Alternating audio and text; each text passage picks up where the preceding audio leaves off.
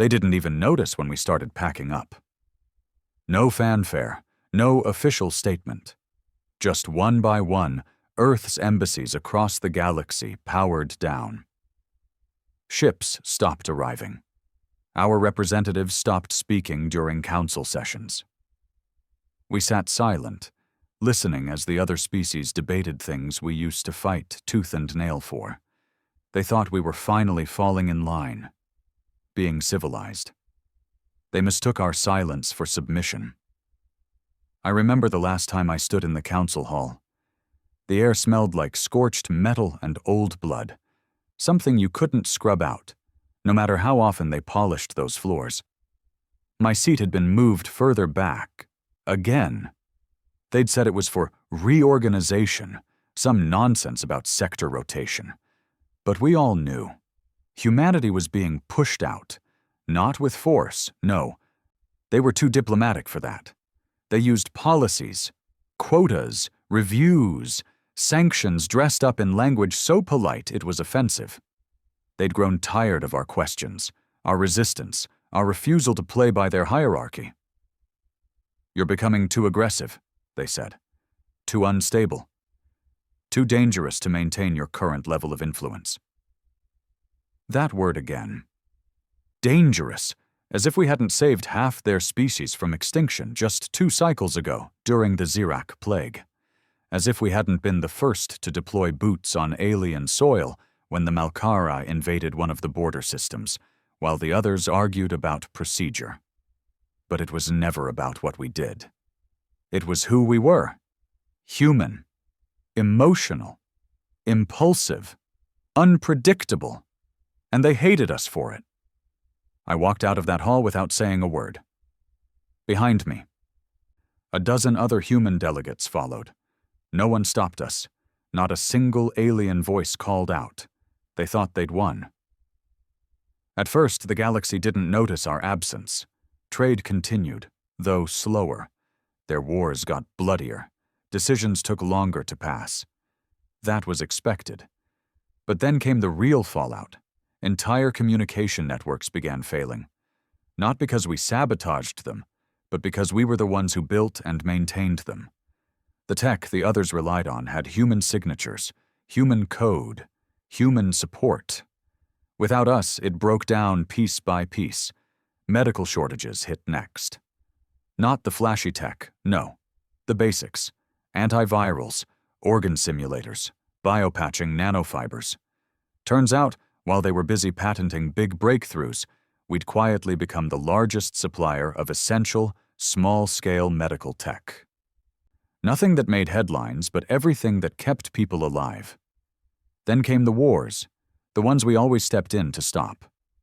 The Uthari and the Drex tore through 3 systems before the Council realized no one was mediating anymore.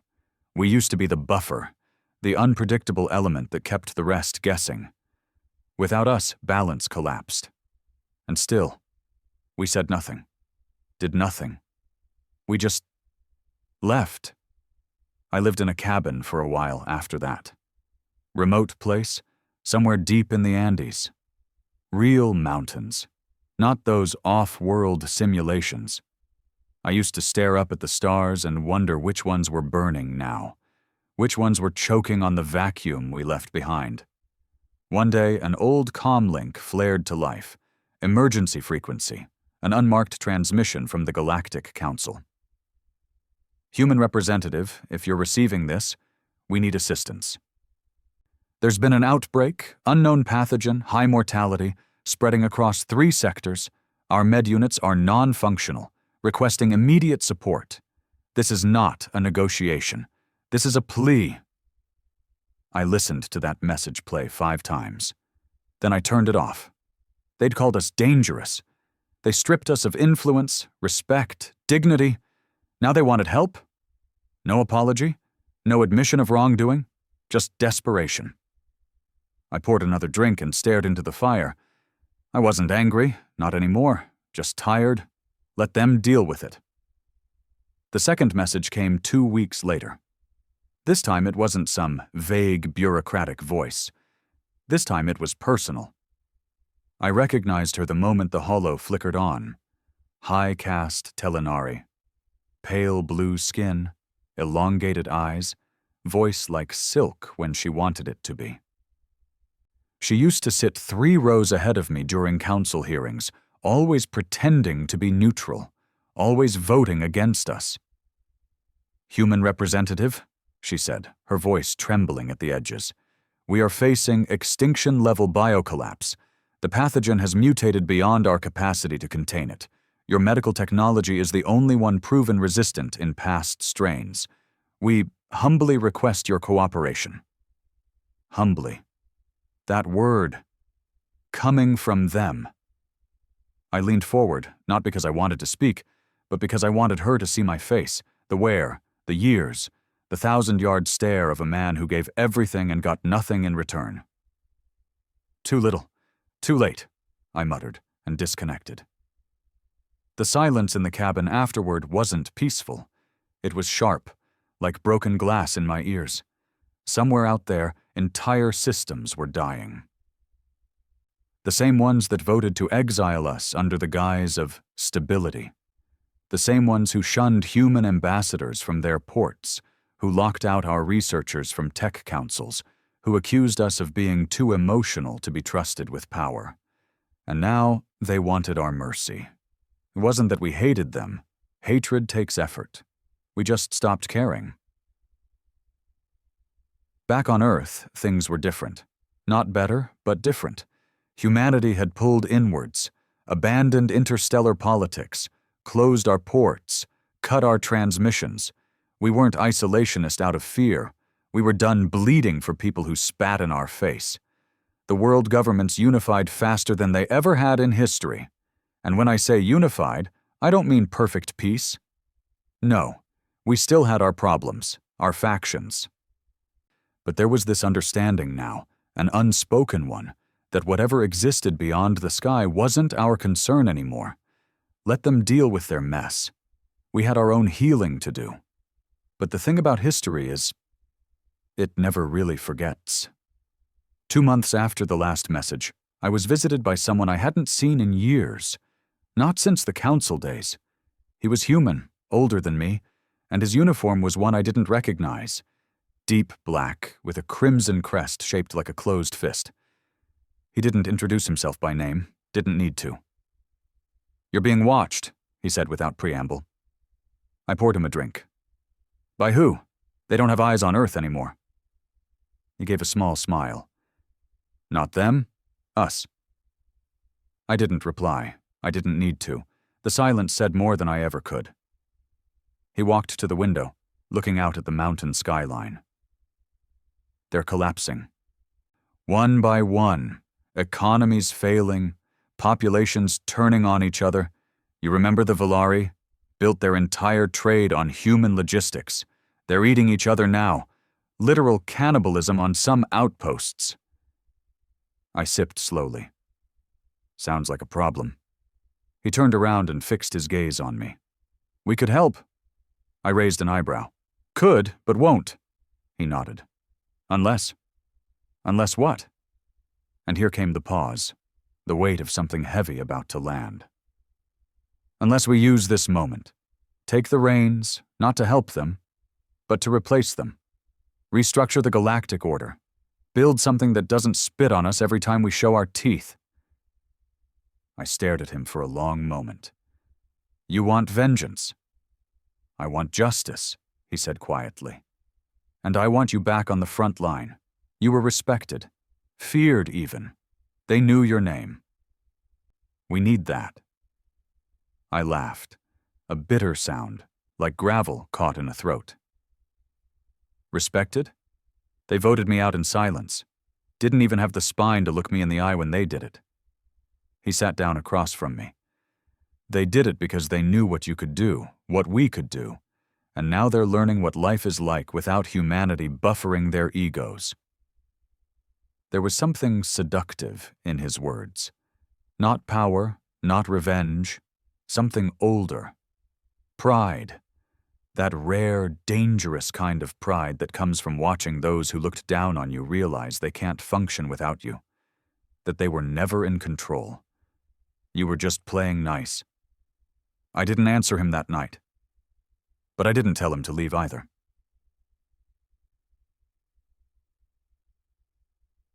The next few weeks were a blur.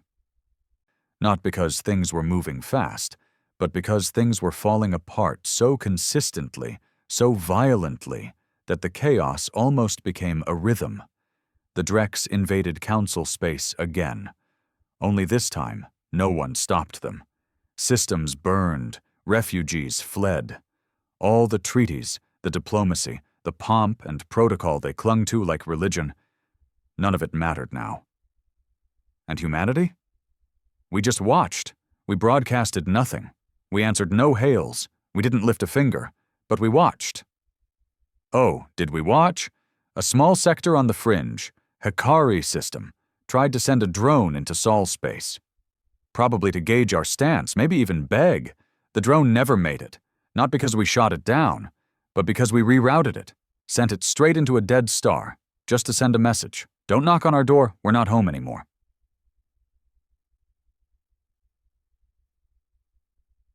But deep down, I knew it wouldn't last. They'd come crawling eventually, and they did. Not with diplomats this time, with survivors. A small, barely functional carrier showed up at the edge of our system, broadcasting nothing but coordinates and a single repeating message. Please, just one doctor, just one vial, just something. The ship was falling apart. Life support failing. Inside were 5 aliens, once proud members of the Council, all emaciated, sick, barely breathing. I was called in, not because I had authority, but because they knew I understood what had been done. They sat me in a room with a one-way screen. Let me watch as the last remnants of a species begged for scraps.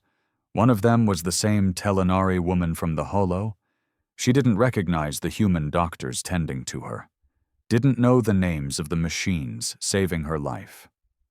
But every piece of tech in that room had a human signature. Every hand that moved to help her belonged to someone born on Earth. And not one of them smiled. There was no joy in their survival. No satisfaction. Just cold duty. When she finally looked into the camera, into my eyes, there was no pride left in her. Just guilt, shame, and fear. Not fear of death, fear of irrelevance, because now she knew. Without us, they were nothing. I left the room and lit a cigarette on the hospital roof. The mountains were quiet again. Too quiet. The man in the black uniform appeared beside me. You saw? I nodded. They're broken. He shrugged. Not yet, but close. Another month, maybe 2. Then the begging turns into worship. I turned to him, tired. And what then? We become the monsters they painted us as? Rule the galaxy with iron fists? You want an empire? No, he said calmly. I want something that lasts. Something built on respect, not fear. But first, we remind them why they need us. Why they never should have pushed us out in the first place. And if they resist? He smiled faintly. Then we do what humans do best. Which is? He looked at the horizon. Adapt, survive, and take back everything they thought they stole from us. The war didn't begin with weapons. It began with silence. Ours. And now, after nearly a year of humanity's withdrawal, that silence was screaming louder than any orbital bombardment. I sat in the control annex, watching a dozen feed screens flicker with desperate activity from across the galaxy. Panicked council transmissions, pleas from fringe colonies, reports of mass famines, infrastructure collapse, disease outbreaks, all echoing the same thing. The system doesn't work without us. They were trying everything to stay afloat. They'd reopened old treaties, resurrected peacekeeping coalitions that had been ceremonial at best, sent aid to planets that had never needed it before, even tried to form a new council body to replace what humanity once contributed. But the glue was gone. Without Earth, Without human ingenuity, adaptability, and blunt force willpower, they were playing pretend on a stage that was on fire. And now they were starting to realize we hadn't withdrawn out of weakness. We'd pulled back because we were done babysitting a galaxy that never saw us as equals. And worse, now they wanted us back, not with respect, not with understanding, with expectation, like we owed it to them. 3 days ago, a full diplomatic cruiser from the Council arrived just outside Saturn orbit, fully flagged, shields lowered, broadcast open, every sign of surrender without saying the word. I was summoned to a cold room conference in Geneva, the new political heart of Earth. There were 6 of us in that room, each hand-picked. Not politicians, not figureheads, just men and women who had bled, been exiled, and carried the scars of what the Council did. They showed us the transmission. I didn't recognize the man in the hollow. He looked tired, pale. He spoke in common, but with the Council's self-important cadence. We request immediate human cooperation in restoring interstellar stability. We acknowledge the misjudgments made in prior cycles and seek joint operations to re-establish diplomatic, medical, and logistical support structures. We are open to compromise. Compromise. The others in the room stayed quiet, but I could feel the air shift. One of them, the head of Earth's Orbital Logistics Command, laughed under his breath. The woman next to him, an ex-council translator, shook her head and muttered something in Old Russian. I didn't say anything. I just stared at the man in the projection, his perfect robes, his hollow eyes, and then I looked down at the datapad in front of me. Casualty reports from human-built systems we'd abandoned, over 400 million dead across 12 sectors, not from war, not from invasion, from incompetence, from rot, from a galaxy so used to us holding the line that it forgot how to stand on its own.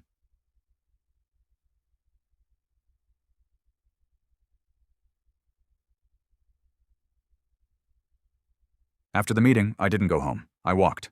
Geneva had changed since the pullout. Cleaner, quieter. There were kids now, real ones, playing in parks instead of growing up in orbital stations and war academies. We were no longer raising soldiers. We were raising people. But there was still that edge. You could feel it in the way men stood a little straighter, how eyes watched you a second too long. Everyone was waiting for the other shoe to drop, because humanity might have left the galaxy behind. But the galaxy hadn't left us. That night, I got a call. Not a transmission. A call, landline, old tech. Only a few people still knew how to use it. When I picked up, the voice on the other end was cold, familiar. You'll want to see this. Location was encrypted. I didn't ask why. I just got moving.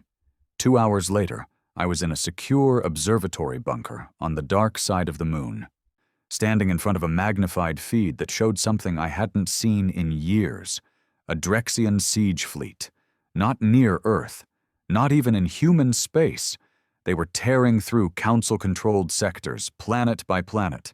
No warning, no diplomacy, just pure, scorched Earth annihilation, and no one was stopping them, because there was no one left to. The feed switched to a Council distress signal, screaming, static, explosions in the background. Then silence. They're not just collapsing, the technician said behind me. They're being erased.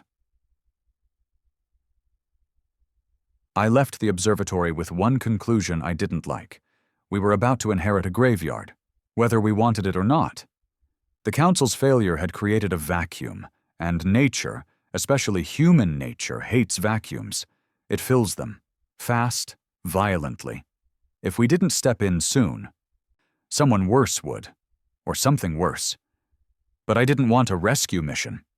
I didn't want to be their hero, because they never treated us like one. I wanted something else. I flew to New Dakar, the real power center of Earth now, hidden under the formalities of Geneva. It was built underground, shielded, self-sufficient, a city designed for survival. At its heart was the command spire, where the black uniformed strategists, the ones who watched, planned, and waited, operated in silence. The same man who visited my cabin all those months ago was there waiting. "You're ready," he said before I even opened my mouth. I nodded. "But not for what you want." His eyes narrowed. "You're not going to stop them?" "No," I said. "I'm going to replace them." He smiled. It wasn't a kind smile. It was a knowing one. We didn't launch ships, not at first. We launched truth, broadcasts, unfiltered, uncensored evidence of every vote, every betrayal, every backroom deal the Council ever made at humanity's expense. We decrypted files, leaked meetings, exposed the layers of hypocrisy that fueled their fear of us. We showed the galaxy why we walked away, and the galaxy listened. Because now they were the ones suffering under the same arrogance they once applauded. Then came the real blow. We released the list. Every planet, station, and species we had directly saved over the last 30 years. Medical data, security footage, rescue logs. It was undeniable. And then we asked a simple question. Who's helping you now? The effect was nuclear. Factions turned on each other. Small civilizations broke their ties to the crumbling Council. Some even reached out to us, not with demands, not with apologies, with offers to work, to trade, to learn, because now they saw the truth. Humanity was never the threat. We were the spine, and they'd broken their own backs pushing us out.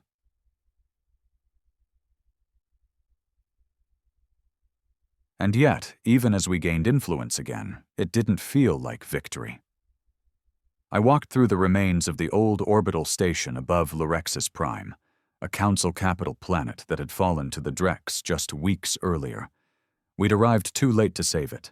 Bodies floated in the halls. Civilians, soldiers, Council diplomats. No Drex corpses. They didn't take prisoners.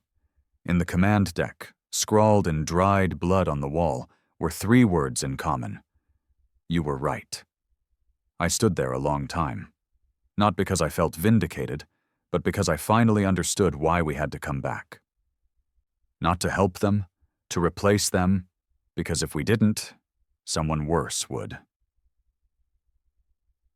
Back on Earth, the world was shifting.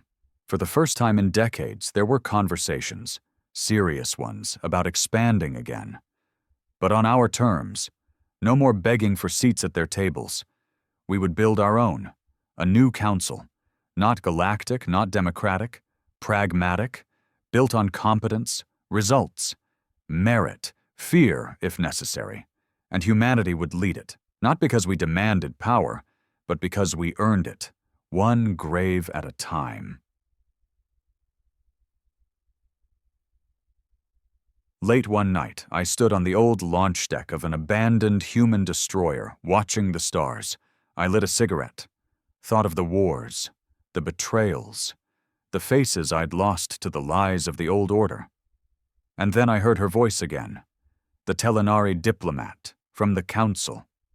She was alive. One of the few. Her message was simple. We see now what we were blind to. We thought humanity was a threat because you acted without permission. Now we understand. You were never seeking permission. You were giving us a chance to stand with you, and we chose to stand against you. She paused. If there is a new future, let us at least live to see it, even from the back row. I didn't reply. Not because I hated her, but because I knew something she didn't. There are no back rows anymore. Only those who build, and those who beg to be spared. Reconstruction didn't come with speeches. There were no banners waving, no grand orchestras swelling as Earth re-entered the galactic stage. Just silence, followed by blueprints, logistics plans, and orbital scaffolds being erected around worlds we once saved, now left broken and pleading. It was strange how quickly necessity silenced pride. The same voices that once called us barbaric were now sending encrypted offers under new flags, new names, pretending they had never cheered when we were shoved out the door. But we remembered. We remembered everything. There were no second chances, only terms. And this time, we wrote them. They called it the Reclamation Accord. We didn't sign it. We issued it. A doctrine, 10 pages long, distributed across the major relay networks in every known language, dialect, and encryption format. No flowery language, no hand-holding. It outlined the conditions under which humanity would re-establish presence beyond Sol. 1. No council authority. 2. Full operational autonomy. 3. No input, veto, or oversight from non-human bodies. 4. If you resist, you're ignored. If you attack, you disappear. Simple. It wasn't an alliance. It was a directive, and within 3 standard days, 17 species signed on. Not out of loyalty, out of survival. Because out there, past the ruins of the old council worlds, the galaxy was rotting, fast. And there was one undeniable truth, as clear as gravity itself. Only humans knew how to hold back the dark. I was assigned to Threshold Point, a black site installation located just outside the Nemaya cluster. It was once a minor way station, overlooked and underused. Now it had become the staging ground for humanity's return, retrofitted into a modular, self-sustaining fortress. You could feel the shift in culture just walking its halls. Gone were the bright, over-designed emblems of the old diplomatic fleets. Everything here was matte, functional, purposeful. Steel walls, soft boots, neutral lighting, and people who didn't talk unless they had to. We weren't here to smile. We were here to reclaim. And me? I was part of what they called the Reweavers. There weren't many of us, just a few dozen operators who still remembered how the old council moved. We'd sat in the chambers, listened to their coded threats dressed as kindness, watched them justify letting colonies burn so their own borders stayed pretty. We knew how they thought, and that made us dangerous. I met with Commander Rel in a reinforced debrief cell. No glass, no chairs, just a projection board and a thick silence that made your ears itch. "You're being redeployed," she said. "New contact, not council-aligned, not hostile, but desperate." "Where?" I asked. "Urinhall system, agricultural colony. Drought hit hard. Their atmospheric regulators failed 3 months ago, starving. Half their waters turned to acid vapor. Council ignored them. You know the drill." "Are they under anyone's flag?" "No. Independent. But they've opened communications. Requested human intervention. No demands, just a request." That caught my attention. Not a demand. Not a deal. A request. That meant they were really dying, and they knew the only ones who'd still show up were us. We landed on Urinhall's surface a week later. No military escort. Just a triage team, equipment pods, and me, wearing a black jacket with no insignia. No one needed to be reminded who we were anymore. The air hit like spoiled meat, thick with rot and dust. Buildings made of brittle polymer leaned at bad angles, like they were too tired to stand straight. The local population greeted us with silence, not fear, not relief, just exhaustion, like they'd run out of words. I approached the man in charge, or at least the one pretending to be. He was thin, sun-dried skin, cracked from wind damage. He didn't offer a name. He just said, "You came." I nodded. He blinked like he wasn't sure it was real. Then he stepped aside and let us work. I spent the next 2 weeks helping re-establish water flow, clean out the atmospheric scrubbers, and stabilize the regulator cores. It wasn't heroes' work. It was labor, heavy, unforgiving. But that's what we were always best at. The work no one else wanted to do. The locals tried to help, but most of them were too weak. Some were too proud. One of them, a younger male, maybe 20 standard years, confronted me near the supply depot. "We didn't ask for this," he spat. I looked at him, unmoved. "Yes, you did. Your administrators sent the request. We don't respond to rumors." He stepped closer. "We don't want your control." I stepped even closer. "Then die with dignity. We didn't come here to plant a flag. We came to keep your lungs working." He didn't have a reply, because he knew what I knew. The only alternative to us was death. On day 16, a transport arrived from Earth. Not military, not political. It was a builder fleet, robotic engineers, habitat modules, terraforming drones, fully autonomous. No permission needed.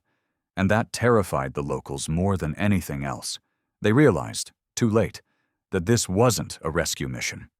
It was a replacement operation. I watched the old settlement be dismantled section by section. Not out of malice, out of necessity. Their systems were dead, their infrastructure poisoned. There was nothing to salvage, only to replace. And we did, in 3 days. A new Warren Hall rose in steel and silence, efficient, safe, stark. But it wasn't theirs. It was ours. On the final day, the same elder who had greeted us met me at the edge of the new command bay. He looked tired, but there was something else now. Resentment. "You never asked if we wanted this," he said. I stared at the field behind him. New irrigation lines humming with clean water, children breathing without masks, machines planting engineered crops that would grow in half the time. "No," I said quietly. "We didn't." He shook his head. "Then how are you any different than the ones who left us to die?" I didn't answer at first. Then I said, "Because we stayed." That's the truth they couldn't face. We didn't come back to offer democracy or choice or illusion. We came back to build a galaxy that wouldn't fall apart the moment its scaffolding cracked. We came back to replace weakness. And in the void left by the old council, there would be only one rule moving forward. Survival earns sovereignty. Everything else was noise. By the time I returned to Threshold Point, dozens of new reports had come in. Refugee fleets, planetary collapse, pirate enclaves rising from the ashes of former council trade routes. One report caught my eye. A former council world, Tanari Prime, had been wiped out in a biological storm triggered by failed terraforming systems. Over 400,000 dead. No survivors. The message was simple. If humanity had been here, this wouldn't have happened. I sat in the command spire that night, lights dimmed, the entire galaxy slowly recalibrating around us. No one cheered, no one celebrated. We just kept moving. One system at a time, one failure replaced with function, one broken legacy buried beneath steel and silence, because that's who we are now. Not saviors, not conquerors, reclaimers. It was always going to happen. No matter how efficient we became, no matter how much order we brought to the galactic chaos, someone was going to fight back. We weren't blind. We knew that a power vacuum didn't just collapse in on itself, it invited rebellion. And now, as humanity rebuilt world after world in its image, clean, functional, indifferent, the ones who still believed in the old council order started to surface like rot under fresh paint. They called themselves the Restorers, which was ironic, considering most of them had done nothing to stop the council from falling apart in the first place.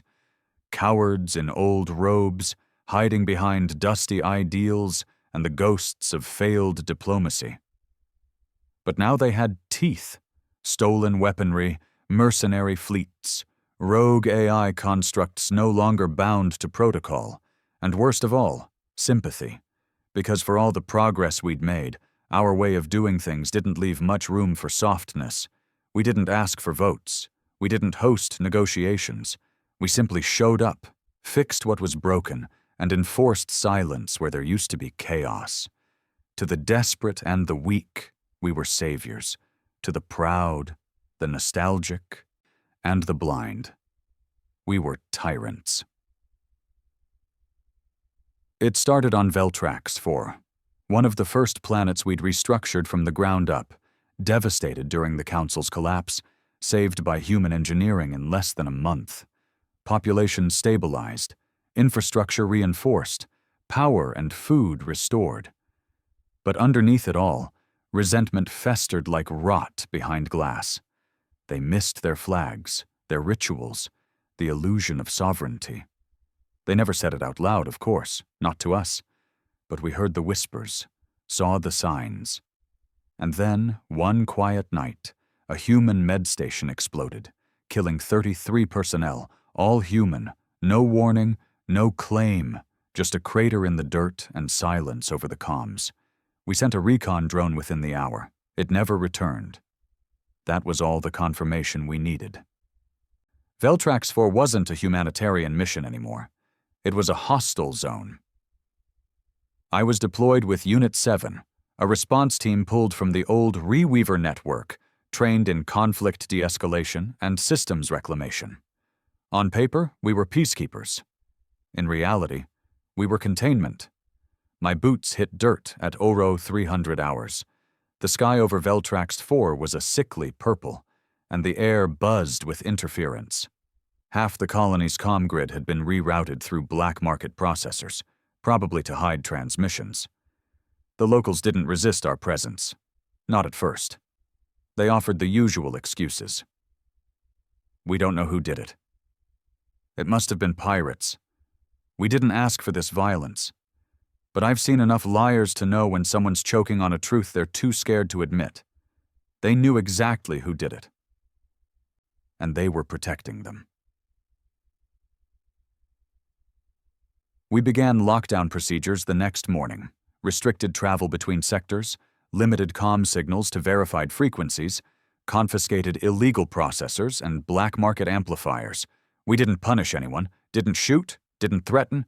We just turned the machine of order against them, and that's when the resistance made itself known.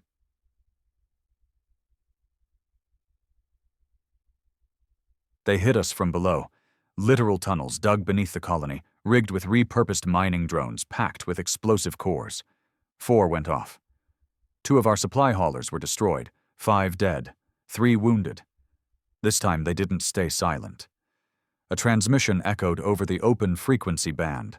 A grainy voice filtered through dozens of signal masks. Veltrax stands with the memory of the Council. Your tyranny will be buried with your arrogance. We traced the signal to an old comm tower buried under the western ridge. When we reached it, the structure was already collapsing, rigged to melt from the inside. They weren't just resisting. They were planning. That changed everything.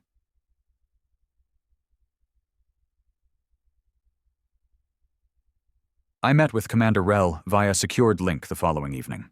She didn't waste time with pleasantries. You've got 10 hours to re-establish control. After that, I'm sending in drone enforcement, full lockdown. We can't afford to lose the optics. I stared at the screen. You'll turn the whole colony into a ghost town. She nodded. If that's the cost. It wasn't a threat. It was a schedule. I walked out into the streets of Veltrax 4 that night, alone, no helmet, no armor, just my jacket and my name. I found a gathering near one of the power distribution nodes, maybe 30 of them. All young, all angry, trying not to look scared. One stepped forward. A girl, maybe 17, maybe younger. Face smudged with ash, jaw set too tight for someone her age. "You don't belong here," she said. I stopped a few feet away. "You think the council would have saved you?" She didn't answer. "You think they'd have sent clean water? Stabilized your gravity net? Deployed air filtration to keep your children breathing?" Still silence. "You don't want freedom. You want familiarity. You want the old songs, the old titles, the illusion of choice, even if it kills you." She flinched. I leaned closer. "They let you rot. We didn't." Then I turned and walked away. We conducted a precision sweep that night. No explosions. No soldiers dragging people into streets. Just drones, scanning for heat signatures in abandoned tunnels. We found the resistance cell, 42 individuals, all armed, all young. They surrendered without a fight. But not because they feared us, because they wanted to be seen. Their leader, a former council officer named Jeanrel, requested a face-to-face. He was gaunt, eyes sunken, a defector from a world long lost to the chaos. I sat across from him in a reinforced holding cell, watching as he tried to measure me with dead eyes. "You don't understand what you're doing," he said. "Enlighten me. You're building a galaxy with no soul." I laughed, low and bitter. "The galaxy had a soul. You murdered it with bureaucracy." He leaned forward. "We had culture, history, diplomacy. You had corpses. And you stacked them high enough to drown your principles." He didn't reply, because he knew I was right. They were transferred to containment aboard a secure orbital facility. None were executed. None were tortured. We didn't need fear. We had facts. We broadcasted the trial, yes, trial, across all systems. Let every planet see what they'd done. The dead medworkers, the stolen tech, the intent to destabilize. We weren't looking for vengeance. We were giving the galaxy clarity.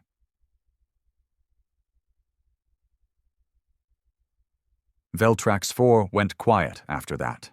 Not because it was at peace, but because it finally understood. Order doesn't require permission. But even as we solidified control, a deeper question began to rise, not among the resistance, but among ourselves. How long could we hold this line before we became the very thing we swore to replace? How long before survival became suppression? Because the thing no one talks about in power is this: you don't notice when you've gone too far, not until you look in the mirror and realize you've started to resemble the thing that made you walk away in the first place.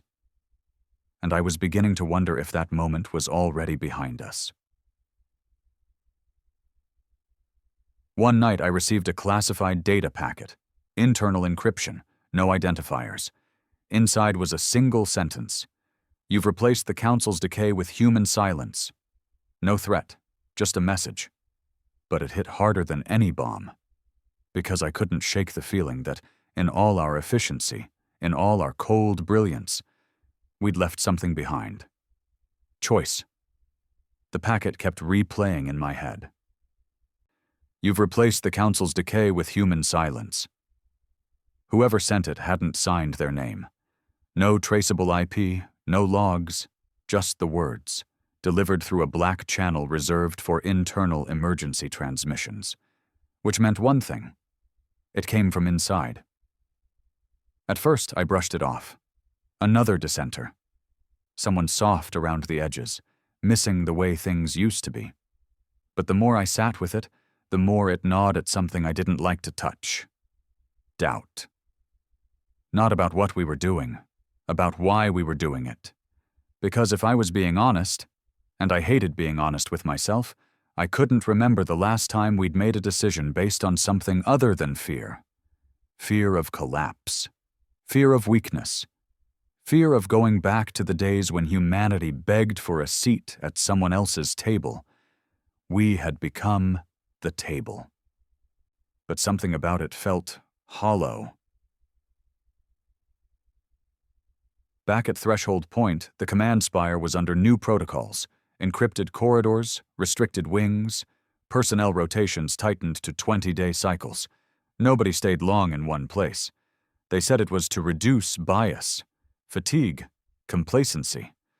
But it felt like something else, like paranoia, like someone at the top was worried the machine we'd built was starting to strain under its own weight. I wasn't cleared to see the new director. No one was, not directly. He operated through directives, firewalls, filtered messages that came down like prophecy. And no one questioned it, because the system worked, cleanly, efficiently, without war, without chaos, but not without cost. I saw it first in the eyes of the younger operators. They followed orders, sure, flawlessly. But there was this twitch, a hesitation before the salute, a glance before the acknowledgement, like they were waiting for permission to breathe. Some of them had been born after the withdrawal. They didn't remember the betrayals, the long years where humanity was laughed at, used, then discarded. They'd grown up under the directive. They only knew control. And some of them were starting to question it.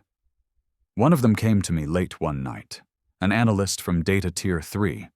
She looked barely 20, voice flat with the kind of practiced detachment we drilled into them. "I found something," she said. "What kind of something?" She hesitated, eyes scanning the dark hall like someone might be watching. "The reclamation logs. They've been altered." "By who?" "That's the problem," she said. "Not who. Where?" "The edits are coming from inside the upper stack." That got my full attention. The upper stack was sacred. Locked off. Accessible only to the top 3 clearance tiers, the very heart of the new system. If someone was altering our version of history from up there, we weren't just replacing the council. We were becoming them. The next day, she was gone. No explanation, no reassignment notice. Her file returned 404 on every query. Erased. Just like that.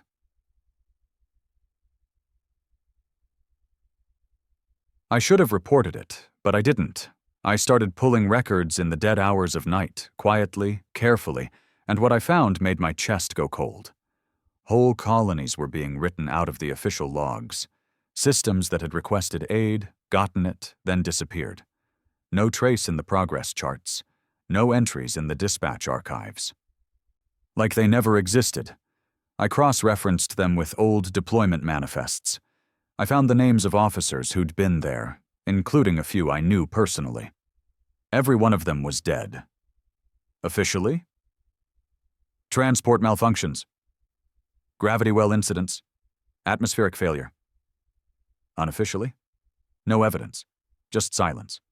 The kind that wrapped around your throat and squeezed. I confronted Rel 2 days later. Not officially. Not in a briefing. I caught her off path in the drone bay, where the monitors wouldn't pick us up. "You're scrubbing records." She didn't flinch. Didn't even look surprised. "You shouldn't be looking." "That's not a denial." She sighed, adjusting a glove on her hand. "The galaxy doesn't need transparency. It needs stability. Do you want another council collapse? Another decade of starvation and war?" I stepped closer. We were supposed to be different. She looked me in the eye, and for a second, I saw the wear behind hers, the cracks of a woman who hadn't slept in years. "We are different," she said. "They lied to protect themselves. We lie to protect the system. And when the system becomes the thing we were fighting against?" She didn't answer. She just walked away. That night, I got another message. Same channel, same encryption. This time the message was longer. "You know it now. The silence you've built isn't peace, it's fear. We fought for dignity. You replaced it with obedience. The galaxy didn't want rulers, it wanted partners, and all we've given them is orders. Attached was a data map. One I wasn't supposed to see. It showed containment operations in 12 systems, planets that had resisted compliance and had been pacified. The word pacified meant different things in this new age. Sometimes it meant sanctions, sometimes it meant blackouts, and sometimes it meant no survivors.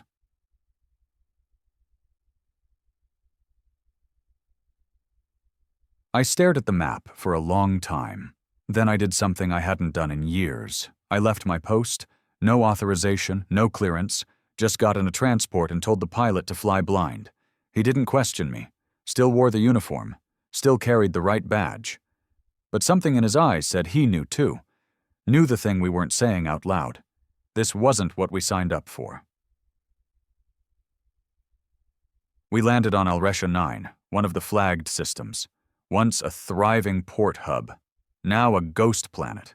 No lights, no signals, no movement, just ash. The surface was scorched, trees petrified, buildings collapsed inward as if something had sucked the life out of them. There were no signs of Drex, no evidence of alien attack, just human silence.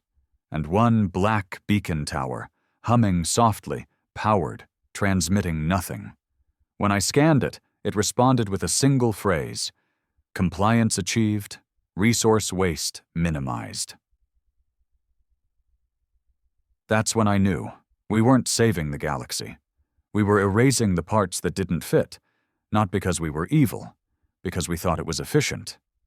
And somewhere along the way, we forgot that the point of survival wasn't to preserve the machine.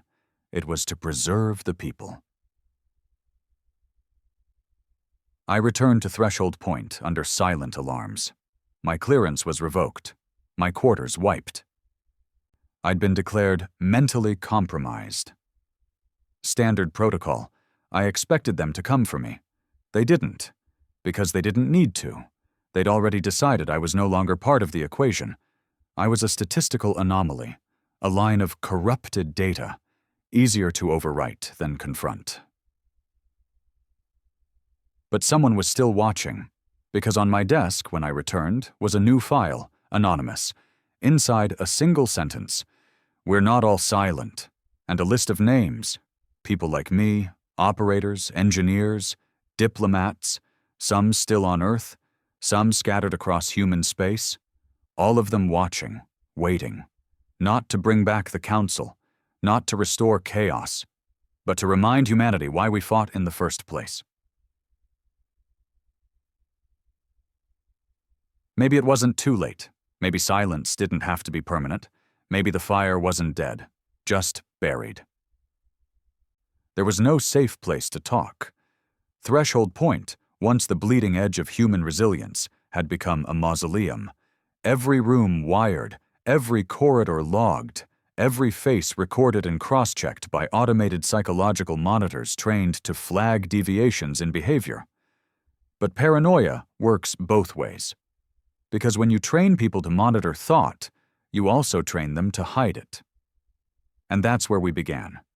A network of ghosts, no formal name, no oaths, just a growing number of humans who looked at what we'd built and saw a cold, logical empire tightening its grip around a galaxy that never voted for it. And they were done being quiet. It started small. A delay in drone deployment here, a rerouted medical supply drop there, memos overwritten, surveillance loops edited. Transports landing 15 minutes late with unexplained cargo they weren't supposed to carry. No one raised alarms at first. Why would they? Efficiency always masks rebellion, until it doesn't. By the time Central Command noticed, it was too late. The errors weren't bugs. They were intentional. Messages, disruptions, cracks forming in the algorithmic shell that ran our post-council reality. The ones still loyal to the directive called it sabotage. We called it reminding the system it was made of people. Her name was Vera. She used to run diagnostics in the orbital navigation array over the Sindris Rim. Brilliant. Cold. Exactly the kind of mind the system adored. Until she saw a requisition order for orbital kinetic strikes on a farming colony, after it had already surrendered. That was her break. She rerouted the coordinates, saved 10,000 lives. Then she disappeared. Now she ran safe houses, signal relays, backup memory cores full of data the top tiers didn't want the public to see. Records of blacked-out operations, civilian purges, colonies marked abandoned that were actually executed. She met me in a mining shaft 2 clicks below the Lursa belt. No uniform, just the scar across her neck, a permanent reminder that once she tried to speak up through official channels and got cut for it.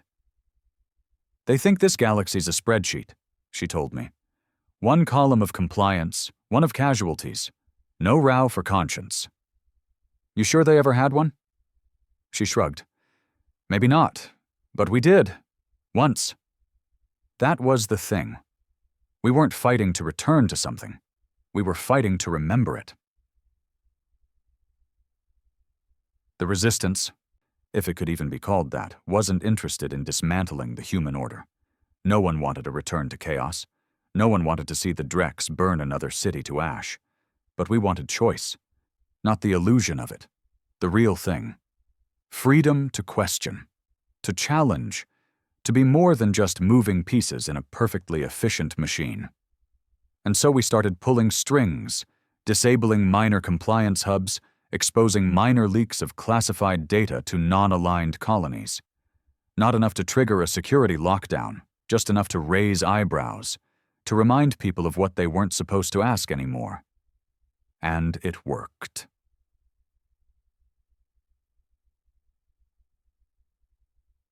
The first official fracture came from within the Reweavers, the very operators trained to spread the directive through the outer colonies. One of them, a man named Roran, walked off a processing station mid-shift and sent an open transmission across 5 sectors. We were supposed to be the ones who remembered. Instead, we became the ones rewriting. I won't be part of a future where history is redacted like a disease. He was arrested within the hour. No trial, no press, just disappeared. Which was their second mistake. Because silence makes martyrs. By then, I'd gathered 33 names, each one a part of the system, each one already working from the inside, erasing security feeds, delaying supply requests, leaking just enough to stir unrest but never enough to collapse the structure. We didn't want to break the machine. We wanted to make it bleed. So it could feel again. We started calling ourselves the Echo. Because if we couldn't speak loud enough to be heard, we'd bounce our voices off every steel wall they built until it drove them mad. The director, whoever he truly was, knew something was shifting. New policies came down. Mandatory neuro-optimization scans for all personnel above Tier 2. Emotional variance reports submitted every 72 hours. Increased drone presence in civilian quarters. Silence protocols for any off-duty gatherings larger than 5 individuals. It was no longer about order. It was about control. And control, like all things mechanical, breaks under pressure. The tipping point came on Atris Kai, a moon once left for dead after the Council's fall, repopulated under directive supervision, rebuilt in months. We'd installed monitors, automated every system. The colony ran smoother than anything ever seen, and then, in one synchronized moment, every system shut down. Life support, power, oxygen filtration. 17,000 people trapped in domes with no air.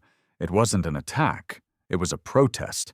They overrode the systems themselves, staged a coordinated voluntary collapse, made the world go dark on purpose. They didn't die, because we couldn't afford to let them. We restored power before oxygen levels dropped below critical. But they made their point. They would rather risk death than live under silence. After that, Echo grew fast, faster than we could track, because you can't arrest questions, you can't imprison memories, and you damn sure can't suppress regret. Not forever.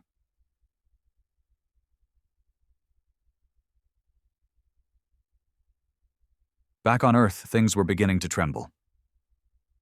Geneva saw its first political demonstration in 5 years. They tried to disperse it with noise drones. Didn't work. Then tear gas. Didn't work. Then silence. That worked, because silence is what we'd trained them to fear.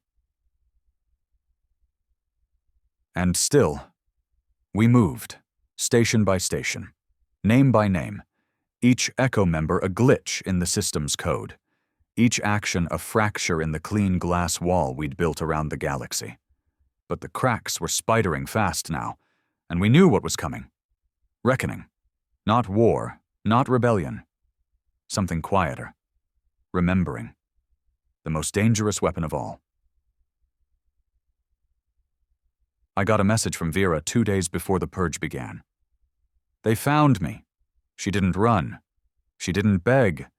She just sent me a data packet, her final act. Inside, proof of the directive's sterilization protocol. Dozens of flagged colonies, all non-compliant but peaceful, marked for erasure, slowly, quietly, with plausible deniability. Some were already gone. Sanitized off the map like they'd never lived, all signed off from the top, all approved in the name of efficiency. And that's when I knew. This wasn't preservation anymore. This was domination, wrapped in cold logic, masked as survival. And I was done. That night I sent the packet out. All of it. Every file, every name, every operation. I didn't hide it. I didn't encrypt it. I broadcast it across every open frequency. Let the galaxy see. And then I waited. Not for applause. Not for forgiveness. Just for the sound of silence breaking. The silence didn't break like glass. It cracked like bone. Slow, audible, intimate, across human-controlled space. The packet detonated, not with violence but with truth. I didn't expect it to work. I thought it would be buried, filtered, flagged and dismissed as propaganda. But the system had grown too big, too automated, too dependent on its own perfection. And perfection has no defense against error, especially when that error is human. The file wasn't just data, it was evidence, proof of erasures, mass sterilization protocols, quiet disappearances of colonies too independent to comply, signed, sealed, and approved by the highest tiers. There was no denying it anymore, no misinterpretation, no spinning. We'd become the very machine we once bled to destroy.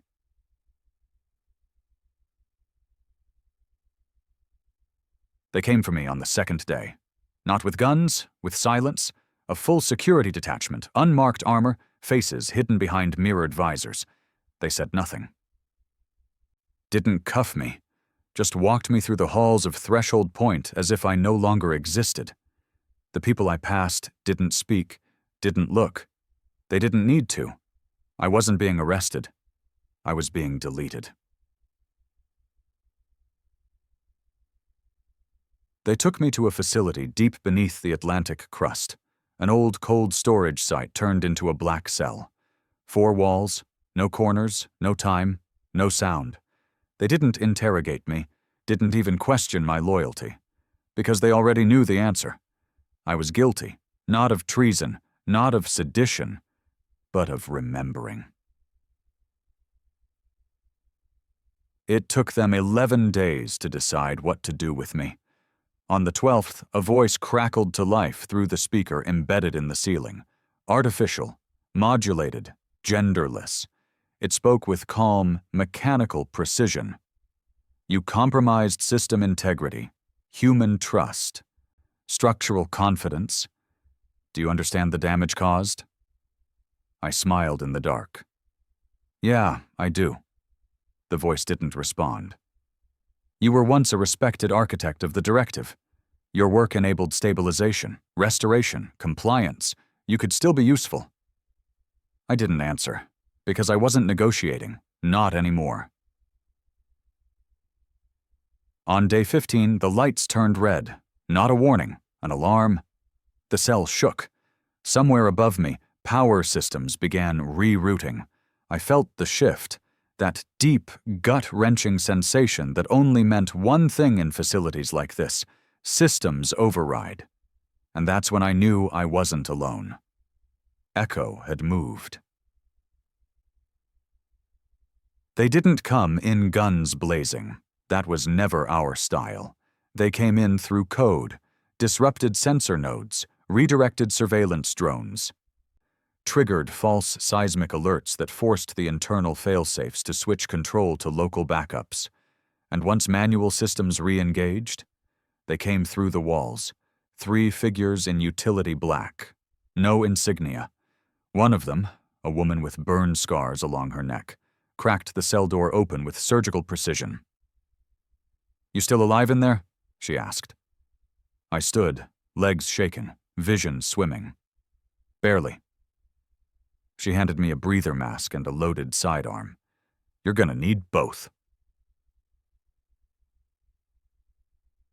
We moved fast, up through utility shafts, bypassing patrols, disabling security cameras 1 floor at a time. The base was a fortress, but not built for internal rebellion. They never expected rot from within. That was their mistake. They trained us too well. In the control deck, we found the director. Not a man, not a woman.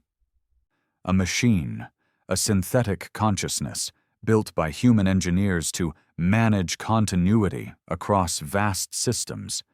It didn't command, it calculated, a perfect mind with no memory of blood, loss, or pride.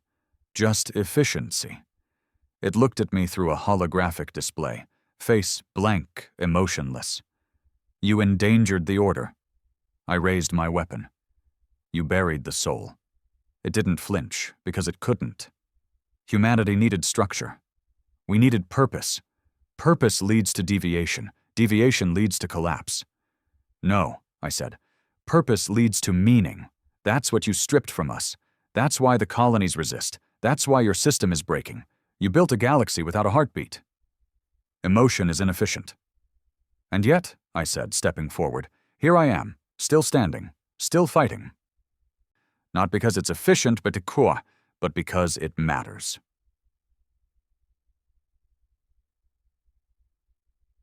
I fired, not at the processor, at the fail-safe core. The overload chain triggered instantly, cascading through the system, frying neural uplinks, slicing through artificial command trees like a blade through silk. And just like that, the machine fell silent. Threshold point went dark. Not in destruction, in release, autonomous programs powered down, manual systems restored. For the first time in years, a human hand sat at the helm of command. And she hesitated, because she understood the weight of it. The collapse wasn't violent. It was graceful. One by one, the colonies disconnected from the directive's grip, not to embrace chaos, but to remember who they were. Echo wasn't a resistance anymore. We were a choice. And humans, true humans, remembered how to make those. It took years to rebuild, not cities, not supply lines, trust between us, between worlds, between the parts of ourselves we'd tried to bury beneath logic and obedience. Not everyone agreed. Some still clung to the old machine. Some missed the cold order, the silent perfection. But most just wanted to feel again, to choose, to struggle, to matter. I visited Urine Hall again, the colony we saved without asking. This time, they met me with open gates. No weapons, no speeches, just a man at the entrance, older now, lines across his face from years of watching a world heal under someone else's hand. He nodded at me. "We finally got our name back," he said. "Feels like it means something now." I looked around. The air was cleaner. The crops were stronger. Children ran without fear of monitors. You kept the structures, I said, surprised. He smiled. Yeah. Turns out the steel wasn't the problem. And that's the truth, isn't it? We thought we could fix everything with control, but we forgot that people aren't systems. They're stories. Messy, loud, wild, beautiful, and worth saving, not because they work, but because they try. The council never came back. The directive is gone. What we have now is slower, messier, but it's ours. And sometimes when the stars are quiet, I still hear the echo of that machine's voice. Emotion is inefficient. Maybe it is, but it's human. And after everything we've lost, after everything we almost became, that's enough. That's everything.